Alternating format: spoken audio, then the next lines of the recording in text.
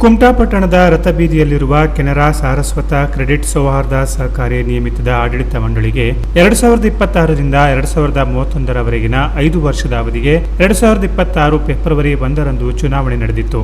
ಆದರೆ ಕೆಲವು ಸದಸ್ಯರು ನ್ಯಾಯಾಲಯದಿಂದ ಮತದಾನದ ಹಕ್ಕನ್ನು ತಂದ ಕಾರಣಕ್ಕೆ ನ್ಯಾಯಾಲಯದ ಆದೇಶದ ಮೇರೆಗೆ ಫಲಿತಾಂಶ ಪ್ರಕಟಿಸಲು ವಿಳಂಬವಾಗಿತ್ತು.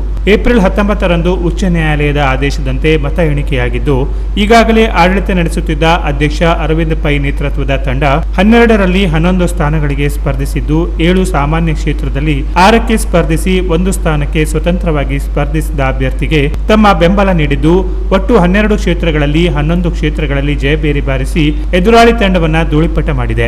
ಎದುರಾಳಿ ತಂಡದ ಅಪಪ್ರಚಾರಕ್ಕೆ ಕಿವಿಗೊಡದ ಸಹಕಾರಿಯ ಮತದಾರ ಸದಸ್ಯರು ಈ ಹಿಂದಿನ ಆಡಳಿತ ಮಂಡಳಿಯ ಕಾರ್ಯಕ್ಕೆ ಮತದ ಮೂಲಕ ತಮ್ಮ ಒಪ್ಪಿಗೆ ಮುದ್ರೆಯನ್ನ ಒತ್ತಿದೆ. ಚುನಾವಣೆಗೆ ಸ್ಪರ್ಧಿಸಿ ಆಯ್ಕೆಯಾದ ಯಾದಿ ಇಂತಿದೆ. ಸಾಮಾನ್ಯ ಕ್ಷೇತ್ರದಿಂದ ಅರವಿಂದ್ ಪೈ 441 ಮತ, ಗಜಾನನ್ ಪೈ 412, ರಾಜೇಶ್ ಪೈ 362, ವಾಸುದೇವ ಶಾನ್ಬಾಗ್ 356, ಸುಮಂತ್ ಆಚಾರ್ಯ 341, ಅಶೋಕ್ ಶಾನ್ಬಾಗ್ 330, ಶ್ರೀಕಾಂತ್ ಪೈ 327 ಮತ ಪಡೆದು ಗೆಲುವು ಸಾಧಿಸಿದ್ದಾರೆ.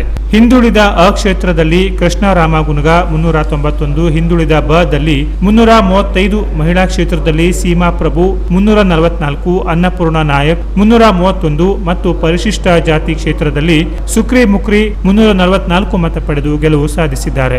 ಈ ಚುನಾವಣೆಯಲ್ಲಿ ಹೆಚ್ಚು ಮತ ಗಳಿಸಿದ ಸಹಕಾರಿ ಕ್ಷೇತ್ರದಲ್ಲಿ ತಮ್ಮ ಜನ ಬಲ ತೋರಿಸಿದ್ದ ಜಿಲ್ಲಾ ಪಂಚಾಯತ್ ಮಾಜಿ ಸದಸ್ಯ, ಕೆಡಿಸಿಸಿ ಬ್ಯಾಂಕ್ನ ಮಾಜಿ ನಿರ್ದೇಶಕರೂ ಆದ ಗಜಾನನ್ ನಾಗೇಶ್ ಪೈ ಅವರನ್ನು ಕೆನರಾ ಸಾರಸ್ವತ ಮಾಜಿ ಅಧ್ಯಕ್ಷರು ಹಾಲಿ ಸದಸ್ಯರಾದ ಅರವಿಂದ್ ಪೈ ಅವರು ಎಲ್ಲ ಸದಸ್ಯರ ಪರವಾಗಿ ಅಭಿನಂದಿಸಿದ್ದಾರೆ.